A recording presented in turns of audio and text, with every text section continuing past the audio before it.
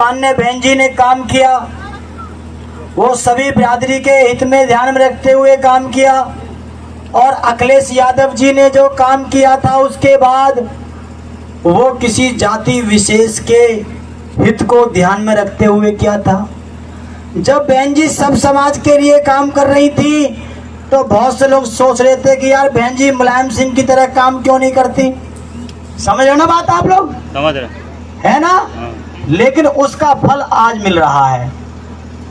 उन्होंने एक जाति विशेष के लिए काम किया, उसका फल ये मिल रहा है कि भाजपा से जितने भी लोग निकल रहे हैं, जितने भी जाति के लोग निकल रहे हैं, वो कोई भी समाजवादी पार्टी की तरफ नहीं जा रहा है, बहन कुमारी मायावती जी की तरफ आ रहे हैं सारे के सारे लोग। क्यों बताओ, गलत है सही है? क्यों? देखो ये जितने लोग बैठे हैं, जितने लोग खड़े हैं, ये सारे के सारे लोग सरकारी अफसर हैं। इनकी तनख्वाह 2.5 लाख रुपए है। ये सरकारी नौकरी वाले हैं। इन्हें हमसे क्या लालच है भाई? ये तो पंडित है, ठाकुर है, बढ़िया है, पटेल है, इन्हें हमसे क्या लालच है? इनकी तो इतना दिक्कत भी जितनी जितना की दिक्कत हमको हो रही है नहीं। लेकिन ये क्यों आपके साथ हैं? क्योंकि बहन कुमारी मायावती जी ने सभी जाति धर्म बिरादरी के लोगों का ध्यान रखा था, तो उसी सरकार को ध्यान में रखते हुए आज ब्राह्मण क्षत्रिय वैश्य ओबीसी समाज के लोग कह रहे हैं कि भाजपा को हटाना है और बहन कुमारी मायावती जी को उत्तर प्रदेश का सीएम बनाना है। इसलिए साथियों, अच्छे बुद्ध ने भी कहा है, बुद्ध ने भी कहा है, अच्छे कर्मों का फल थोड़ा लेट मिलता है। क्यों बाबूजी? अच्छे कर्मों का फल थोड़े लेट मिलता है, लेकिन अगर तुम अच्छे काम करते रहोगे, एक दिन जरूर ये लोग कहेंगे कि उनकी बात गलत थी, इनकी बात सही है। इसका आप लोग देख सकते हैं, जब ये लोग काम करते थे तो जय भीम के नाम से रूह कांपती थी लोगों की। 2 प्रकार के झंडे लोग जेब में रखते थे, एक कांग्रेस का और एक बीएसपी का। अगर ऊंची जाति के लोगों के भाइयों के मोहल्ले में पहुंचते थे तो कहते थे भैया हम तो कांग्रेस के हैं, और जब अपने लोगों के मोहल्ले में पहुंचते थे तो कहते थे कि हम बीएसपी के हैं। है ऐसा नहीं? है ऐसा नहीं? वो दौर था जब लोग ये कहते थे कि जय भीम बोलने से एमपी एमएलए नहीं बनेंगे, जय भीम बोलने से सरकार नहीं बनेगी। लेकिन आज की डेट में ऐसे लोगों ने ये प्रूफ कर दिया कि आज की डेट में बिना जय भीम बोले भी किसी की सरकार नहीं बनने दी जाएगी। ऐसा नहीं भाई। ये क्यों हुआ? ये क्यों हुआ? क्योंकि आप लोगों के सामने चाहे कितनी दिक्कत आई हो, लेकिन आपने मानवता के कल्याण करने वाले रास्ते को नहीं छोड़ा। इसलिए सम्मानित साथियों, आज सभी लोग आपके साथ हैं। जैसे हमारे नितेश पवार भाई बताते हैं, पटेल साहब ये बताते हैं, भैया अब तो सरकार बन गई, अब तो केवल बधाई देनी बाकी है, क्योंकि सारी बिरादरी भाजपा से परेशान है और सपा में कोई जाएगा नहीं। वो सारे के सारे लोग ये सोच रहे हैं कि देश को प्रदेश को कोई बचा सकता है तो केवल बहन कुमारी मायावती जी बचा सकती हैं। इसलिए साथियों, आप लोगों का बहुत बहुत धन्यवाद, बहुत अच्छा लगा। और माननीय बहन जी ने संदेश भेजा है, मैं बादलपुर से चल के आप लोगों के बीच में पहुंचा हूं। माननीय बहन जी ने संदेश भेजा है कि कोई तुम्हें डाटा फ्री करने की बात करेगा, अरविंद केजरीवाल जो करता है दिल्ली में, कि वो भी यहाँ पे आएगा ना। कोई डाटा फ्री करने की बात करेगा, कोई आटा फ्री देने की बात करेगा, कोई लैपटॉप फ्री देने की बात करेगा, कोई चावल फ्री देने की बात करेगा, कोई शौचालय फ्री देने की बात करेगा। उनको कह देना हम भिखारी नहीं हैं, हम राजा हैं, हम राजा को बनाना जानते हैं तो राजा को कुर्सी से उतारना भी जानते हैं।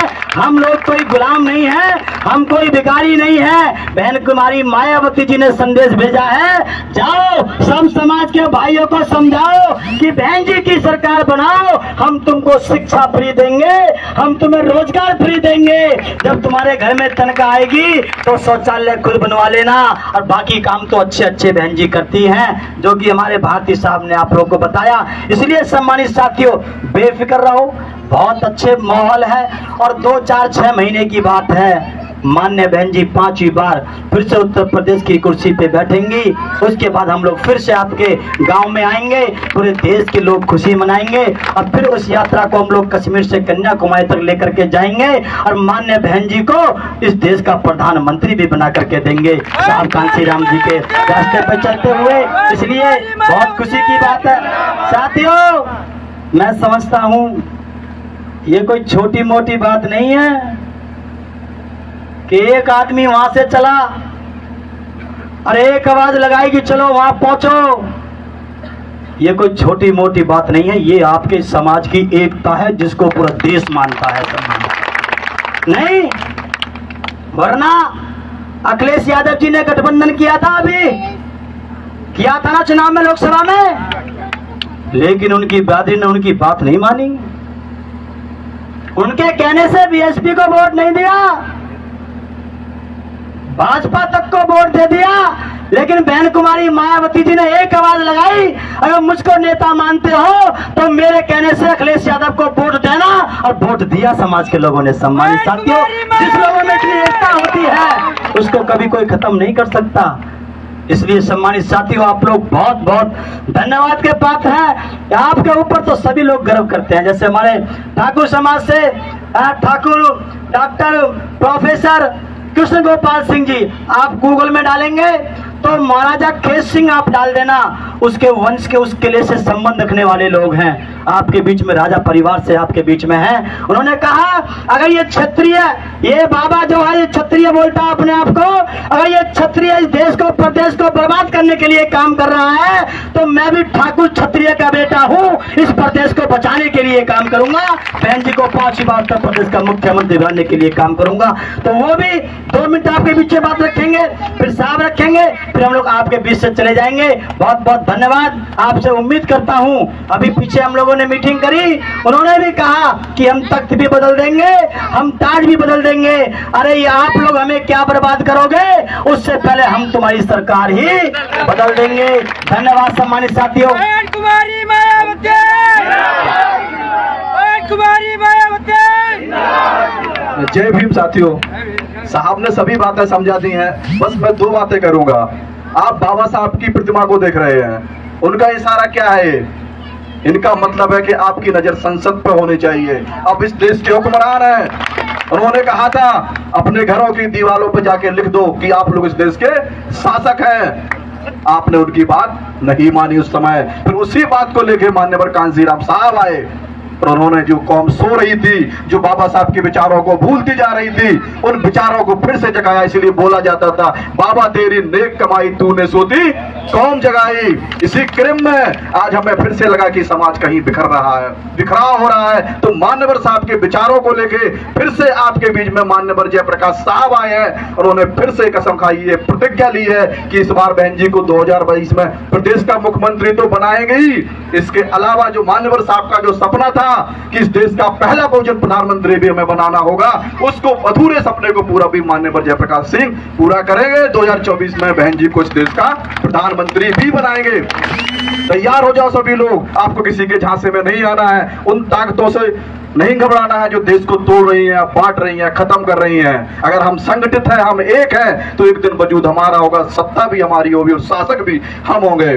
तो इस लड़ाई के लिए, सत्ता की लड़ाई के लिए आप लोग कमर कस लो और 2022 में बहन जी की सरकार बनाओ और 24 में देश का पहला बहुजन प्रधानमंत्री भी बनाओ। आप शासक लोग हैं, इस देश को आपने अशोक दिया, आपने चंद्रगुप्त मौर्य दिया, आपने बहन मायावती दिया, आपने अम्बेडकर पैदा किया, आपने साहू फुले पैदा किया, आपने बुद्ध पैदा किए हैं, फिर ये देश फंसता चला जा रहा है। आज अमानवीय विचारों के लोग इस देश की गद्दी पर बैठे हुए हैं, जो देश को बर्बादी की कगार पर ले गए हैं। देश को फिर से बचाना है, देश को राष्ट्र बनाने के लिए हर समाज के लोग, ब्राह्मण, क्षत्रिय, वैश्य, एससी, एसटी, ओबीसी, माइनॉरिटी, सभी लोग आपकी तरफ देख रहे हैं। आप सब एक होकर इस देश को बचा लो। इसी वाणी के साथ मैं अपनी वाणी को, इसी बात के साथ अपनी वाणी को विराम देता हूं। जय भीम, जय भगत सिंह, जय बसपा।